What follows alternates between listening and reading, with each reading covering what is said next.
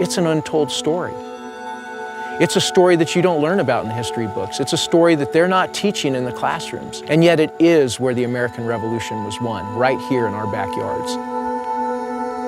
I've thought about this many times. What was it that motivated a man to leave his home and walk for almost 2 weeks in order to chase down a British-led group and then to get my rifle and shoot at them? It took quite a bit of determination on their part, and also, I'm sure, fear of what might happen if they did not take this very dangerous duty, because Ferguson had threatened to come into their country and hang their leaders and to destroy their farms with fire and sword. They were men and families that really settled the back country of what was, at that time, the frontier of the colonies. With the advance of the British and the threats made by Patrick Ferguson, it was not something they were going to sit around and wait to have happen. By those early patriots, they came out of the mountains, ended up at Kings Mountain, and faced possible death in their effort to get rid of the enemy. It resulted in a victory for the Patriot side over Major Patrick Ferguson. It was really the first victory in the Southern campaign that really spirited up the troops and the people of the backcountry to take up arms against the king. Thomas Jefferson himself said that this was the turning point in the final outcome a year later. If it had not been for the victory at Kings Mountain, we very well could be speaking the King's English now instead of good old American. And the trail that was used is a significant part of that whole story. So we need to preserve it and to make sure that future generations know what happened there 200 and odd years ago.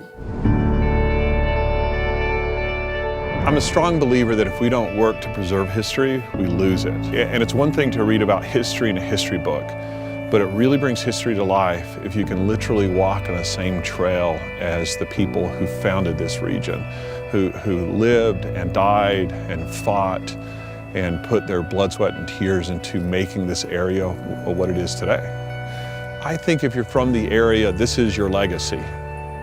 There's so many upsides to doing this project. I would just encourage anyone who feels moved at all to channel their inner Overmountain spirit and get involved.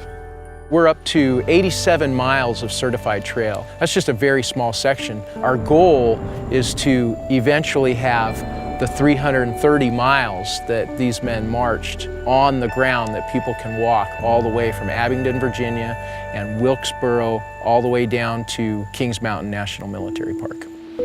My ancestors have been here for close to 250 years now, and most all of them lived in the Watauga settlements. We suspect that over 600 of the militia out of the 1,000 that joined here at Sycamore Shoals came through right here down this river to the muster. You as the property owner can help us preserve the history of what happened in your front yard or in your backyard. When the trail was established, it was basically established as a corridor of any property that's within a half a mile either side of what we know is the actual historic trail bed. Well, I would encourage property owners to take a close look at this because of its importance from a standpoint of preserving history as well as scenic preservation. Part of the requirements of becoming a certified section of the Overmountain Victory National Historic Trail is that the owner agrees that that portion of the trail that can be utilized to help tell the story will be undeveloped. People come here from all over, and it's just a wonderful thing here in the town of Elizabethton to be able to walk a trail along the Watauga River in the footsteps of the Overmountain men. And folks that walk on the new Tweetsy Trail also really enjoy incorporating, all these outdoor experiences coupled with history and natural history when they're out traveling, touring, or even just wandering out on their lunch hour. We think the Overmountain Victory National Historic Trail is a great unifying opportunity today for the region to come together in this small way with a big outcome.